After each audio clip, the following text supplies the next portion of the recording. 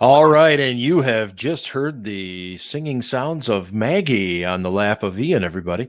It's the SCB Steelers Podcast presented by DEK Roofing Incorporated of South Florida. Some of you might actually be seeing our ugly mugs for the first time. Obviously, you're not seeing Ben's yet. And if that were the case, your screen would likely fracture. Just kidding, Ben. We know you're very hurtful. Well, I know that's what we do here.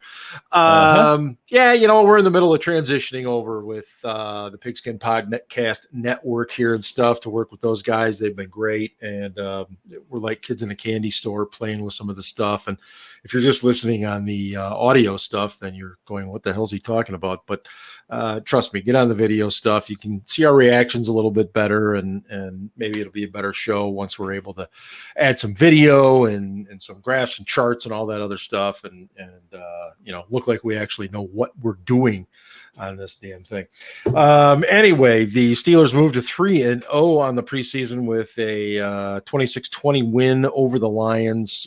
It was really not that close. I'm not going to get too much into the nuts and bolts of the game. It was 20-0, 23-0, and then 23-3, and Detroit tacked on a couple of late scores when it was fourth team versus fourth team, and that gave you the 26-20. I do want to dive into that, guys, but first, the news of the day is that the Steelers did cut down to 80 as per NFL rules by 4 p.m. today, and just really only one surprise issue, whatever.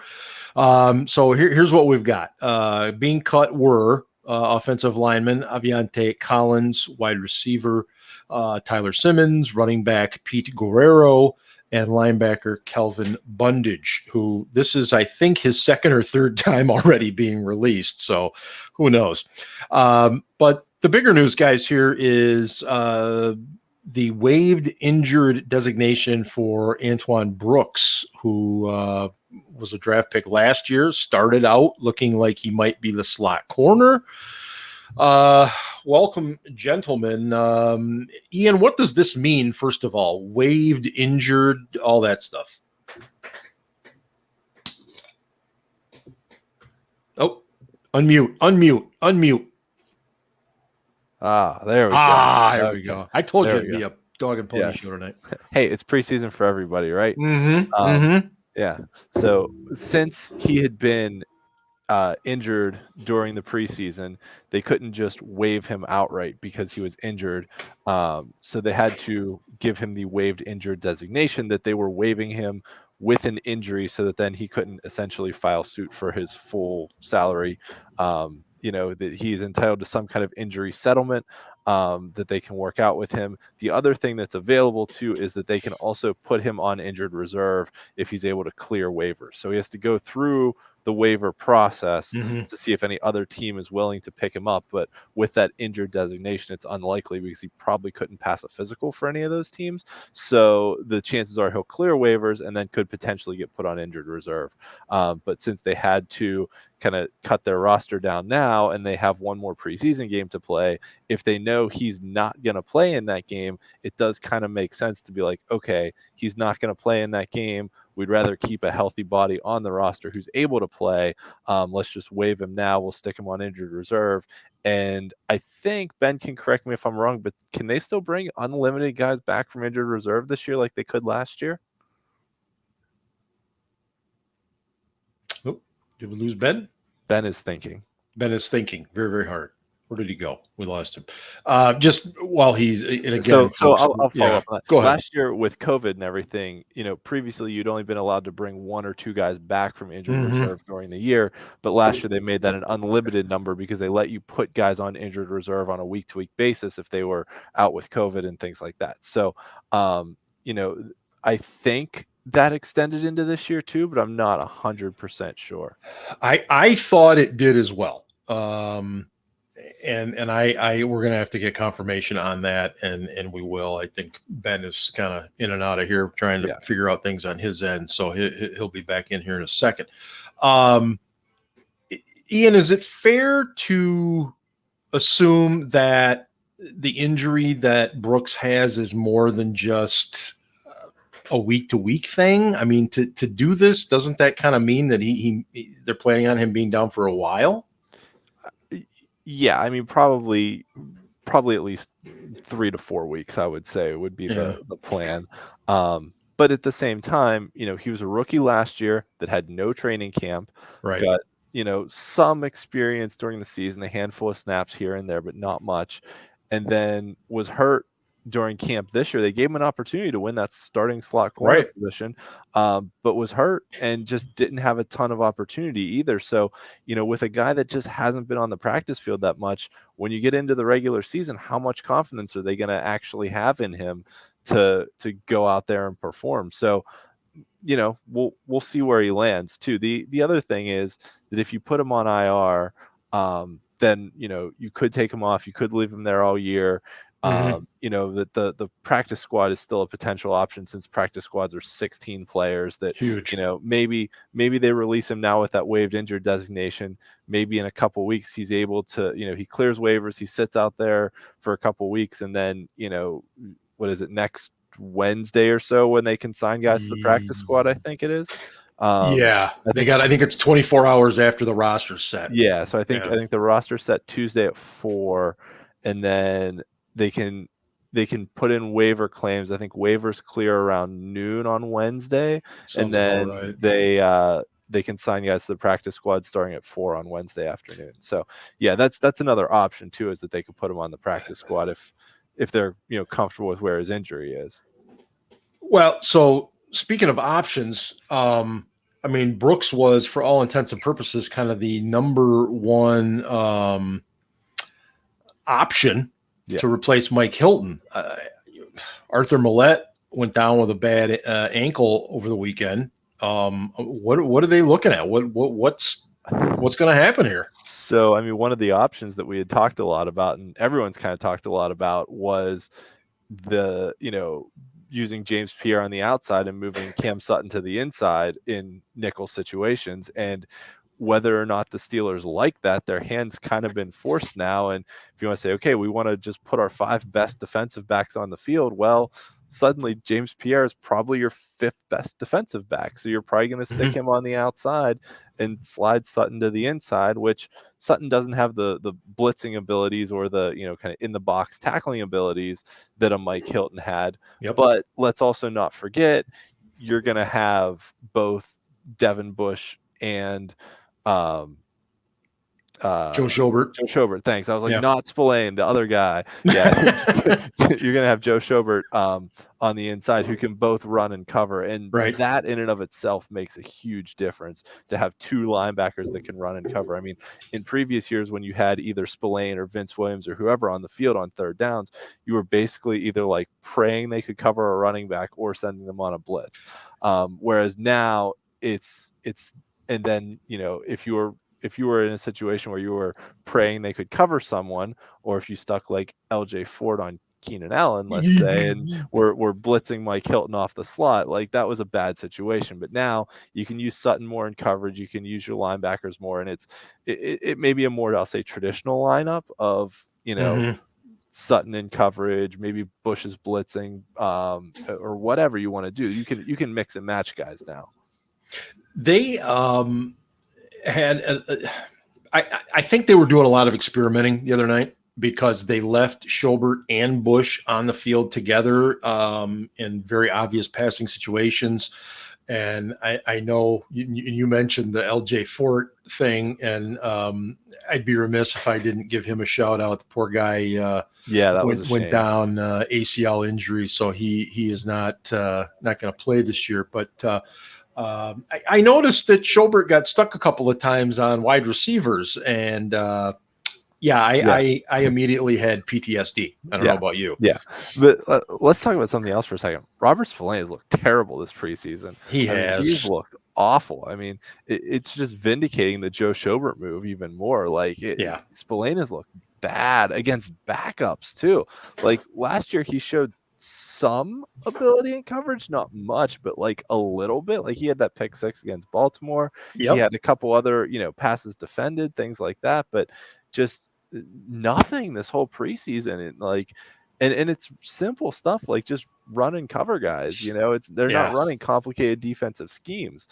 And he's looked bad. So that's made the Schobert move look a lot better. Much better. Yeah. The one other thing I'll say with Millette being injured too is, maybe this opens the door for a guy like Marcus Allen to make the roster, who, as a converted safety has not much coverage ability, but maybe a little bit more than somebody else. Ben's back. Ben is back. No. If Marcus Allen can still play safety, he can back up Terrell Edmonds. Otherwise, he's toast. So let's jump to that, Ben. I'll say what I was thinking though, that Allen's position would essentially be, if you go to dime where you need 4 defense, or where you're trying to cover 4 receivers, he'd be your second slot corner basically. But he can't cover. Well, neither can. You can't put him on a wide receiver. I mean, honestly, he can't cover any better than Joe Schobert, who tried to cover Perryman the other night. Failed pretty badly. Somebody made the point to me today that he stayed with him long enough for the pass rush to have an effect on the play, and that was all they needed. But it was ugly, man. I mean, he shouldn't even. I would rather see him in press against a guy like Perryman and try and bump him at the line and then run than do what he did. It was just so awful. I don't know why they keep matching things up that way. It's like the Steelers want to give them an opportunity. That may have the safety on the other side of the field. It was just like, so you're not going to bracket him either. You're just going to put one-on-one Joe Schobert versus a guy who's much faster than he is. I know Schobert can cover, but right. Come on, nobody's covering Perryman at 4.3. In the slot. So Ben, real quick, therefore at inside linebacker, if we move ahead to next week in the 53 main cut, we're looking at obviously Bush, Schobert, Spillane, Buddy Johnson.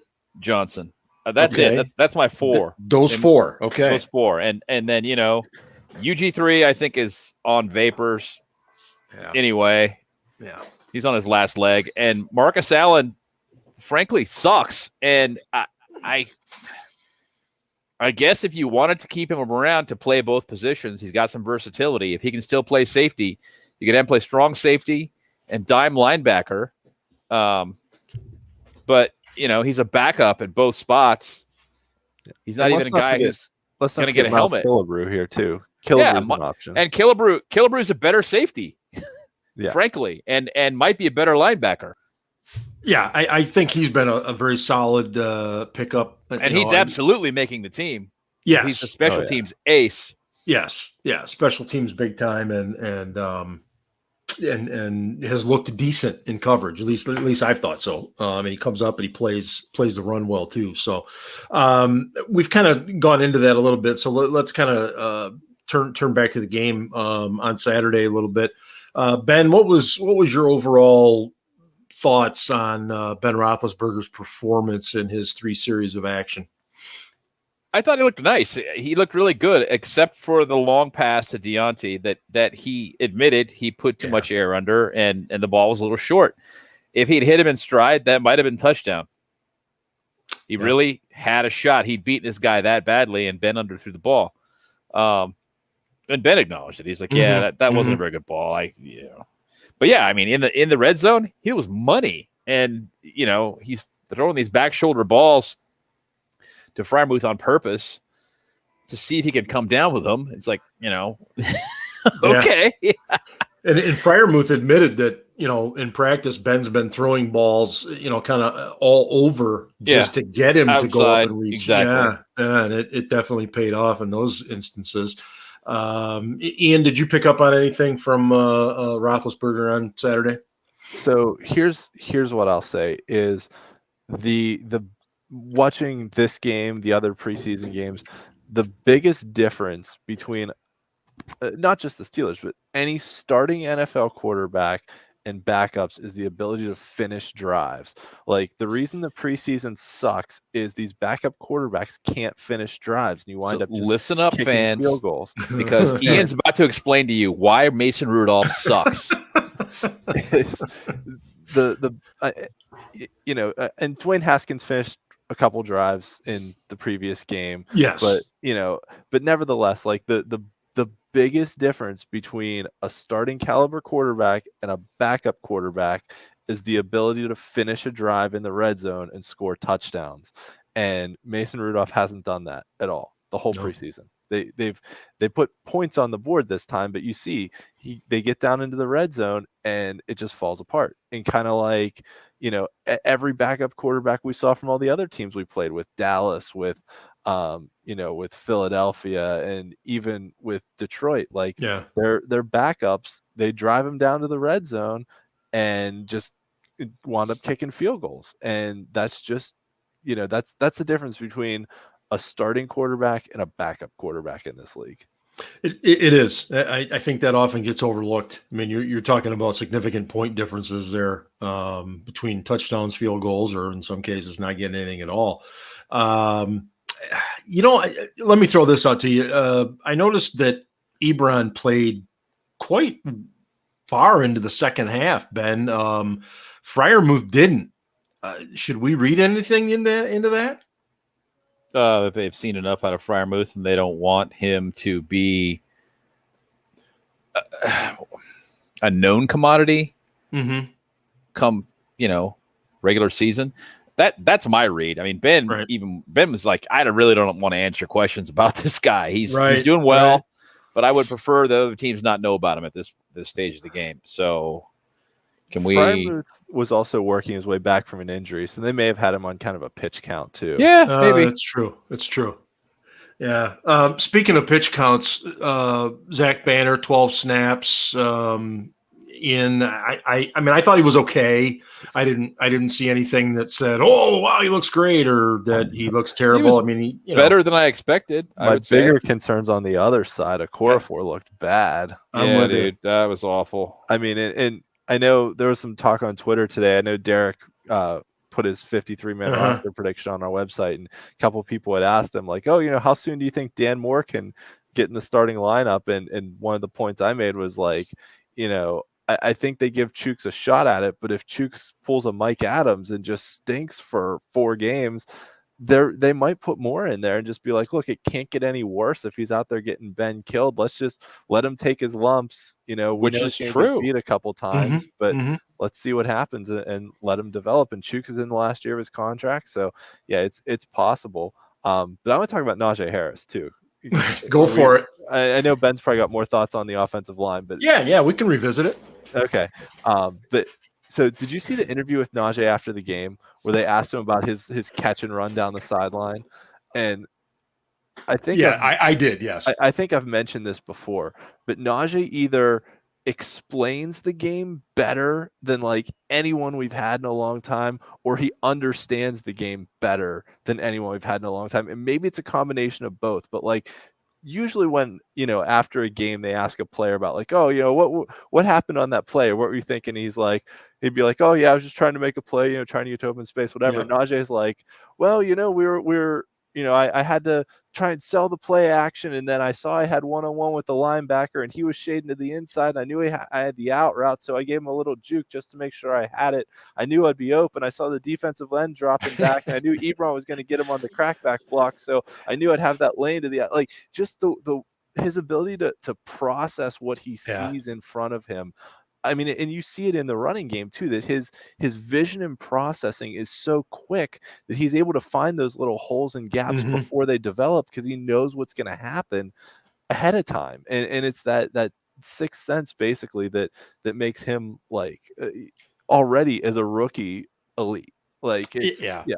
And it's the fact that he's 6'2", 220 pounds too. Well, that doesn't hurt, but I mean, it's incredible that he's that big and that quick. The mental processing he has, and the way he's able, and he's done it throughout training camp too. Like when reporters ask him questions, like he's able to describe on a play-by-play or rep-by-rep basis, like who was doing what he was supposed to do, what other people were supposed to do, what was happening in front of him, and how he reacted. Like it's just, his mental processing combined with his physical abilities are something special. The other thing I loved about him is he got more excited talking about Pat Freiermuth's touchdown catches than he did his own performance.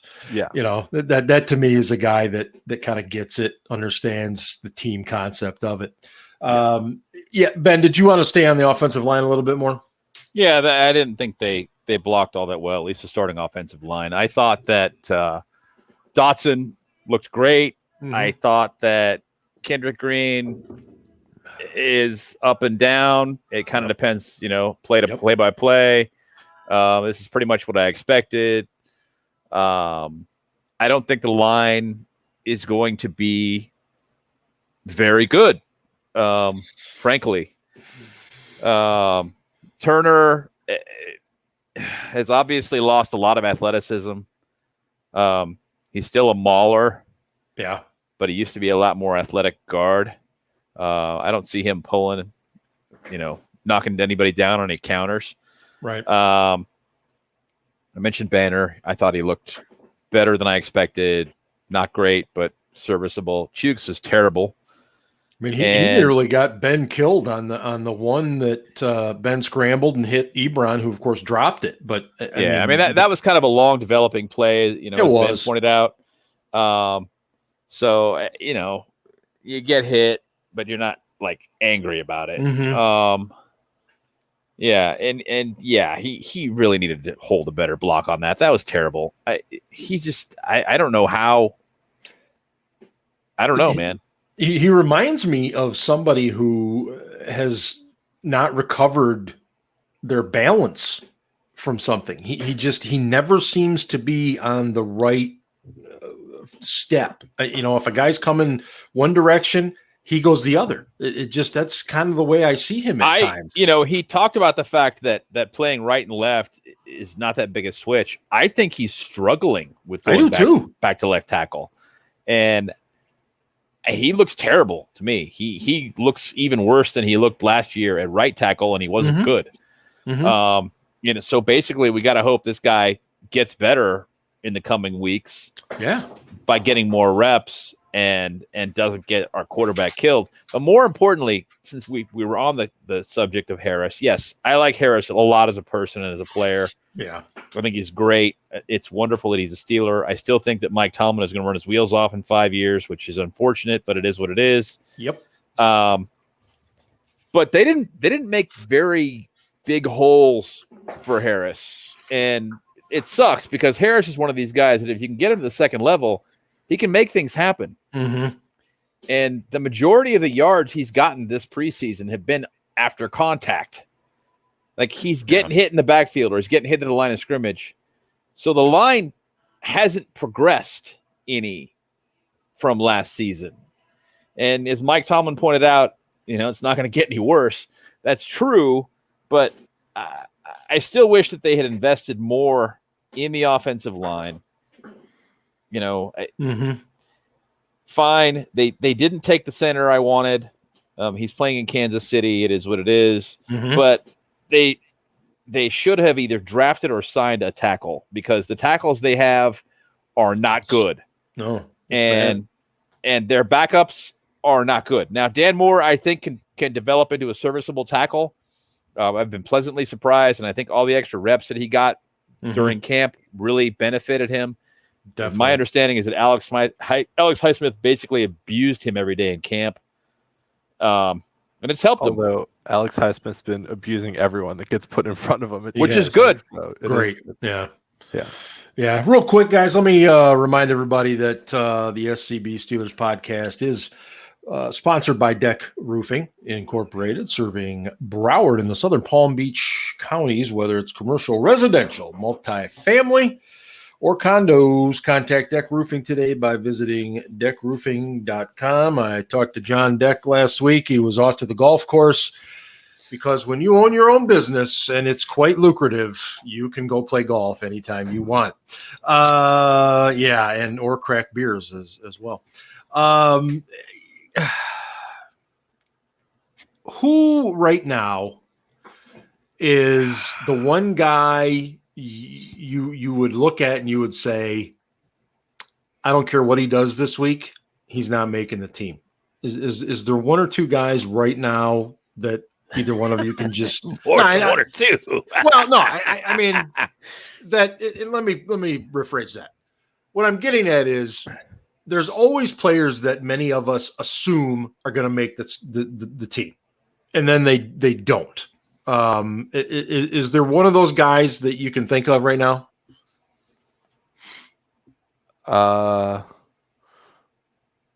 Henry Mondo.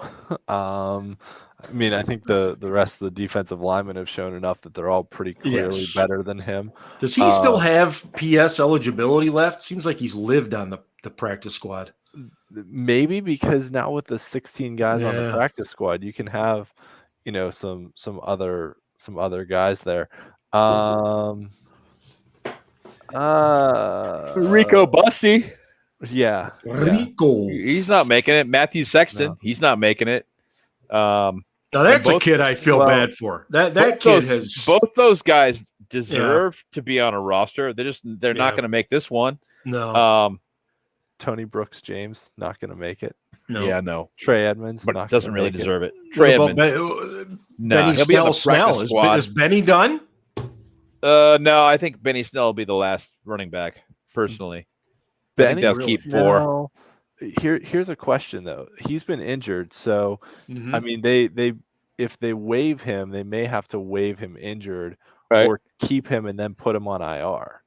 Because I don't know if they can just. They may have to do a waived injured kind of thing.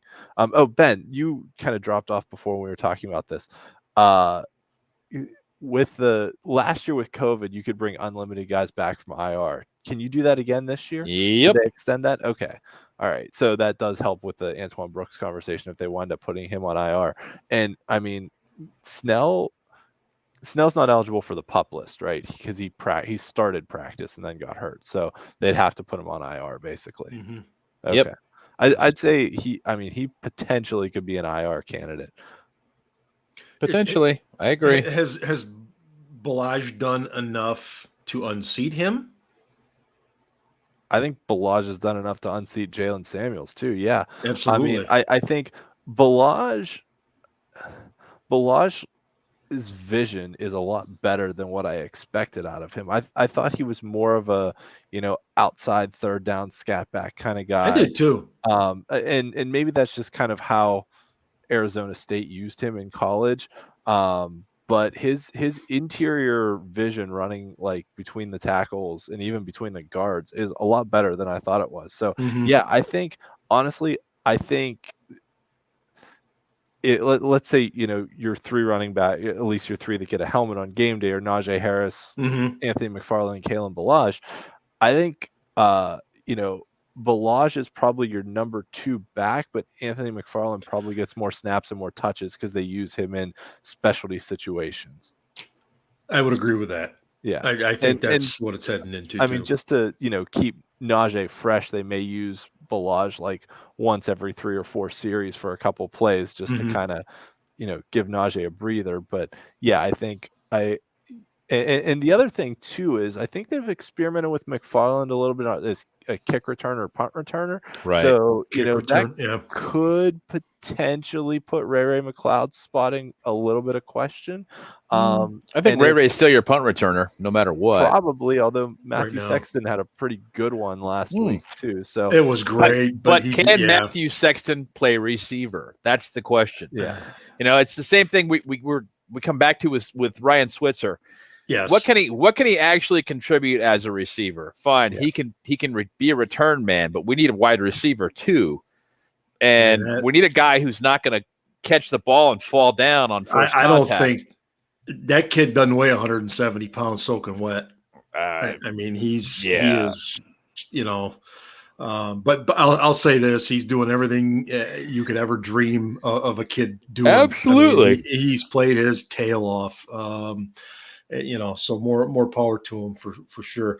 Guys, I mean, if you want to talk about a sleeper, Cody White has been a pretty impressive wide receiver that at least will make the practice squad, if not have a shot at the actual roster. He's blocked very well. I don't know if you guys have noticed that. He's blocked very, very well. I think Cody White and Rico Bussey make the practice squad, or they'll be offered the job anyway. I don't know that they'll accept because somebody might need a wide receiver on a Right. roster. But I agree. Cody White's done a great job. Really has. I guess the other question is if Claypool is going to be out for a couple weeks, do you keep a Cody White as an extra receiver? You can, and you can also, you can cut him initially because he's probably not going to get claimed, and keep someone else, and then put him on the practice squad and activate him because you can activate 2 guys from the practice squad every week. That's right. true. Right. Did you guys happen to get a look at Derek Barnes at all, the linebacker from the Detroit Lions? Yeah, he was like the only one on their team that played good. I'm telling you, we really liked him. We liked him a lot in the draft. Yeah. Yep. And I thought 4th round might have been a tad high, but man, he plays hard and he's I thought 4th round. I thought. Did you like 4th? Okay. Yeah, late 3rd, 4th. Okay, I had him 4th, 5th, but not that means anything per se. But here in Michigan, they're talking about him unseating the starters. They think he's played that well, and I don't know that I agree with that, but he's playing very well. I think that he's going to be a nice developmental linebacker. Yeah. No, I liked a lot of what he did. Speaking of draft picks, though, how about Melvin Ingram just taking Penny Sewell's line? Dude, goodness. I mean, Ingram's always had a great bull rush, but damn, that had to have been a really painful, embarrassing film session for him. Oh, who was? Well, I shouldn't say who. It reminded me of Reggie White with the one-arm throw of offensive tackles. Yes. Oh my God. I think that kid's going to be fine, but welcome to the NFL, man. But, I mean, what a signing that was for us. I mean, can you imagine if we can mix and match defenses here and throw out like TJ Watt, Alex Highsmith, and Melvin Ingram all together? Yes. I think it's coming. I think it is too. As powerful as Ingram is, you can rush him from the inside without any problem at all. Yeah. Mm-hmm. Yeah. I agree with you. And then you leave Bush or Schobert out there as a linebacker, covering the flat, and just pressure the quarterback. Yeah. Since we're talking linebackers a little bit, Steelers longtime mouthpiece Jerry Dulac tweeted yesterday that he believes that as soon as the Carolina game is over, that TJ Watt and the Steelers will come to a contract agreement. Is that Jerry being Jerry, or is that Jerry getting inside information? Bit of both. Yeah. Jerry's getting some inside information because he's got access, and he gets that by reporting things in a manner that the Steelers find favorable. Okay. Yes. So he's kind of their, as you put it, their unofficial mouthpiece. Mm-hmm. That was a very diplomatic way to put it. He's also a guy that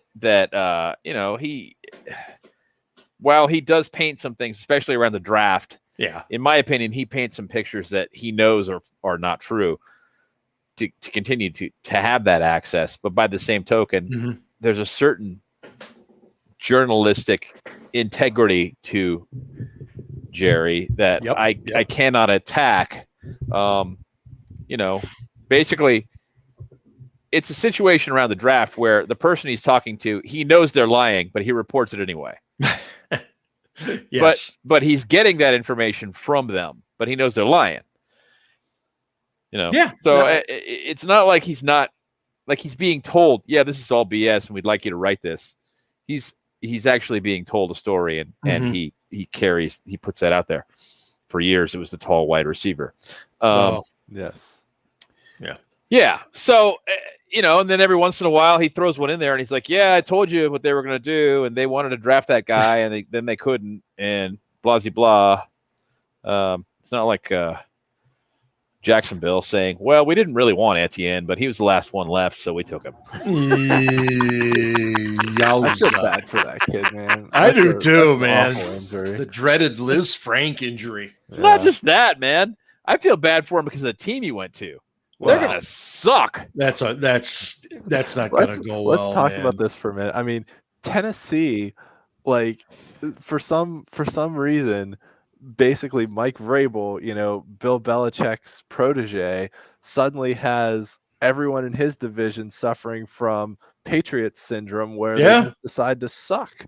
The Patriots played in the AFCs for how many years, and nobody even sniffed the playoffs other than them? Not even close. And now all of a sudden in Tennessee, they got to be looking around their division well, Jacksonville blows. And let's see in Houston. Oh, well, Houston's quarterback is a, predator. Okay, he's going to be gone. What's going on in Indy? Oh, they traded for Carson Wentz, and he A, sucks, and B, is hurt. So, all right, I guess, Ryan Tannehill, who's also got Julio Jones down to throw to. It's unreal. To AJ Brown, and they have Derrick Henry. That's a cakewalk. Tennessee might get the number 1 seed in the playoffs just because they've got 6 easy wins on their schedule right now. That's right. Yeah. No, I know it. And they're a good team. They're a good defense too. They are. They're very good. I think they're much improved on defense by adding Bud Dupree. And people will go on and on about how he was overrated. Well, this is the year. You're going to find out for sure, because it's basically a one-man show over there, and I think we're going to be surprised. One of the talking heads today, I don't know where it was, said that the Steelers had a bad offseason because they let Bud Dupree go. And I'm like, okay. What do you mean let him go? I mean, what could they have paid him at that time? Well, they weren't going to pay both of them. No. They're not going to pay Watt and Bud Dupree. That was a foregone conclusion. If there's one criticism I have of this offseason, it's that it seems like every year there's some position that Kevin Colbert tries to go on faith with, even though he really should address it. And that position this year was offensive tackle. Yep. He took a center later than I would have liked him to. Mm-hmm. And there really wasn't anybody to sign. There were some tackles out there in free agency he could have signed, but free agent offensive tackles are really expensive, and he had to pay Watt. So I get it. So then you draft one. Anyway, we can't replay this. It is what it is. Right. The guys they got in the first and second round are going to be fine players. They really are, for a lot of years. Harris for 5 years anyway.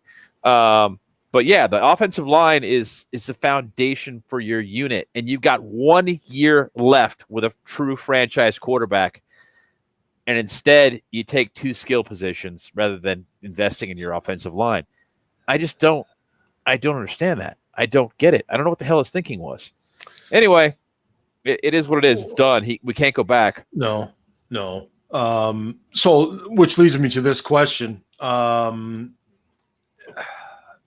What position is the most likely for Kevin Colbert to try to go after once teams start setting rosters next week?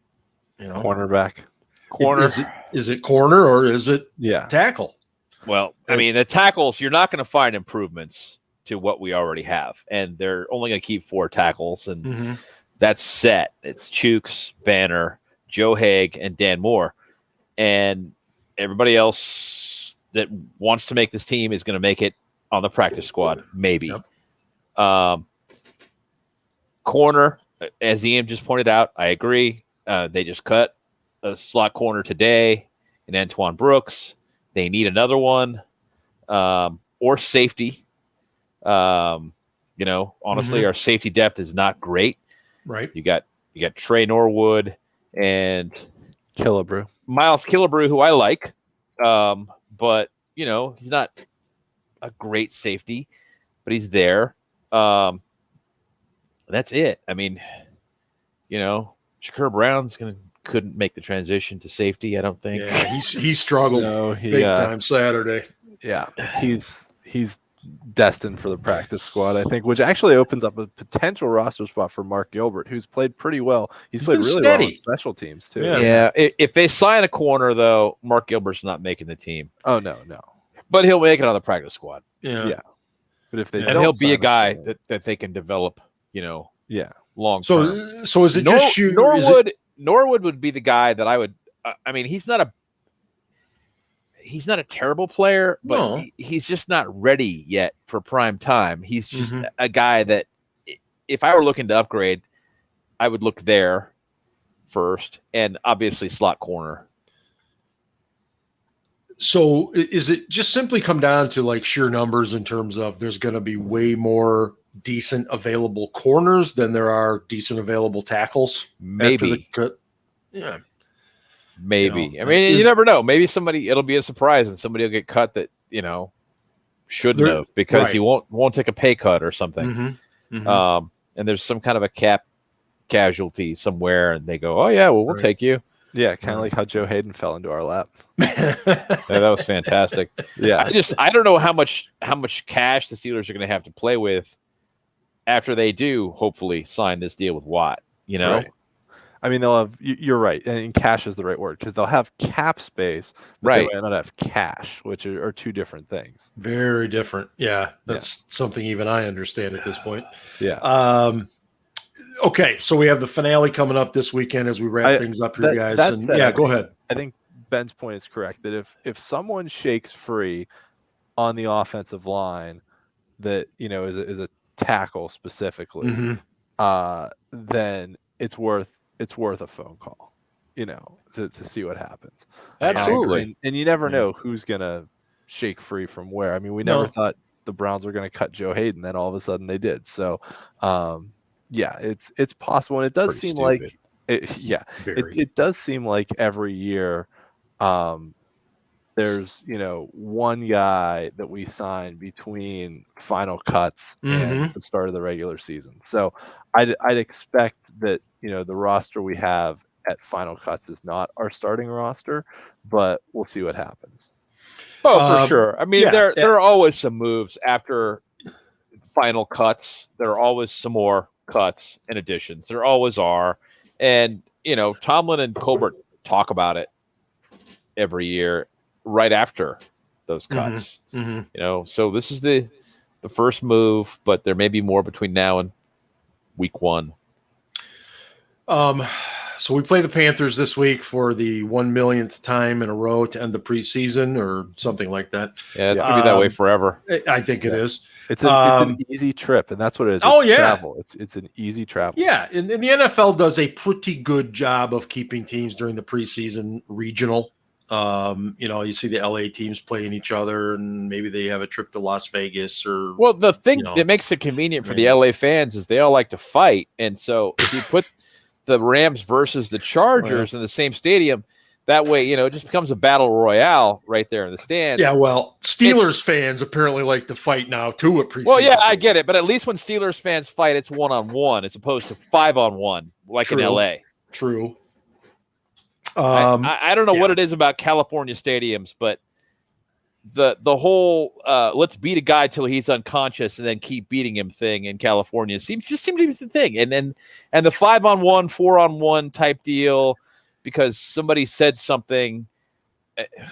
Anyway, they must be frustrated from the traffic. That's all I can figure. They're the high beer prices. Yeah, because I don't know. I used to think, I lived in California for a handful of years, and I guess there are a lot of reasons to be frustrated, but I don't understand those. Got the Panthers coming up. Ian, who are you looking forward to seeing?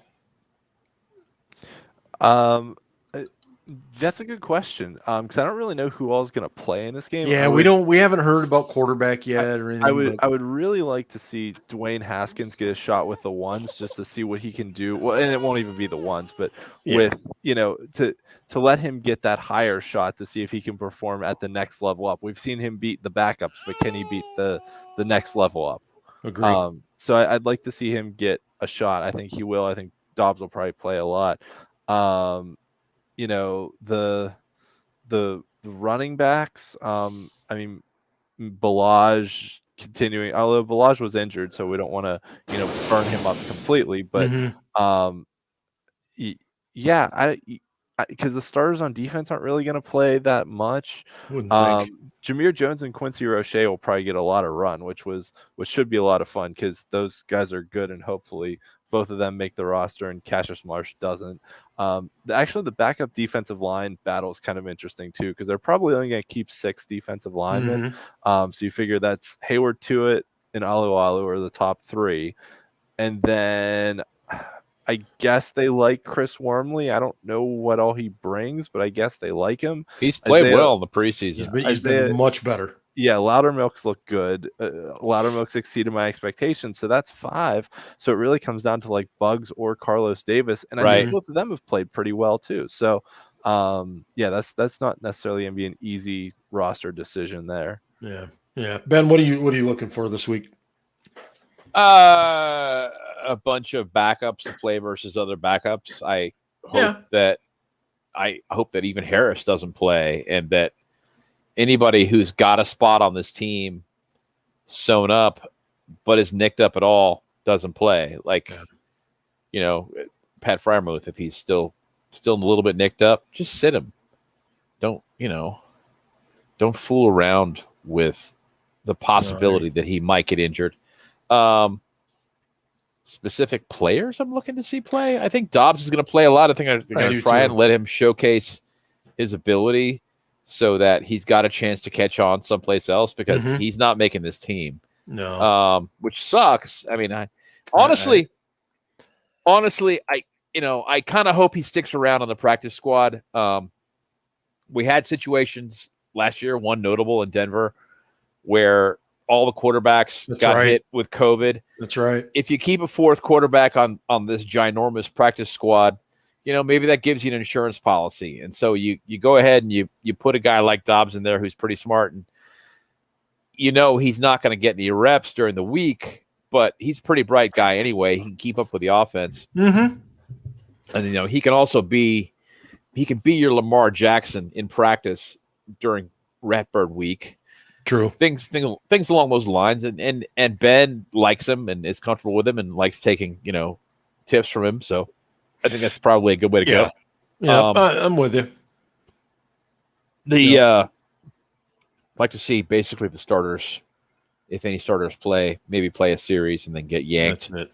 And then let's just see what the backups can do. Backups on backups.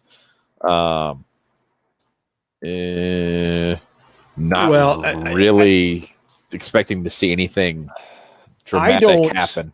I don't think there's much of a race left here, but I will mention it. The punting situation, Harvin and Barry, I think it's going to come down to who Boswell is more comfortable with holding. And I mean, I think it probably leans towards Barry, but I think they're absolutely insane if they don't go with Harvin. I was just going to say, I mean, I hope it doesn't come down to Boswell having any say in it at all. Because I hope it doesn't either. But clearly that's an issue because both guys were holding last week. Yeah, so they're getting both guys reps at doing that, and I'm sure Danny Smith is over there. Hey Chris, what do you think of this guy holding? Yeah, I guess. But if they cut Percy Harvin, they're idiots. Well, let's not forget too. Last year they actually cut Jordan Berry and signed Dustin Colquitt. So it's not like Barry's spot is secure only because of his holding. Like they tried to replace him. That's true. Year. That's true. That's a good point on that. Yeah. Okay, but Presley Harvin is not Jordan Berry. He's not going to survive cuts. He's going to get claimed. Oh, no, yeah. Okay, so if they cut Presley Harvin, they're going to lose. They're not going to be able to sign him back in 2 weeks like they could last year when Dustin Colquitt sucked. Right. No. You have to keep Harvin. There's no way. Yeah, I think so too, Ian. But stranger things, man. Stranger things with this team. I don't know. They like their veterans, and that's just the way they roll. Anyway, we will be back next week. We have the 53-man roster to discuss, and of course, who did what against the Panthers, and obviously the outcome of that means doodly squat. But we'll be back to get everything ready for the first week of the season. It's hard to believe, but it's right around the corner and everything else. So That will wrap it up for this episode of the SCB Steelers Podcast, presented by DEK Roofing Incorporated of South Florida. And as always, go Steelers. Ravens suck.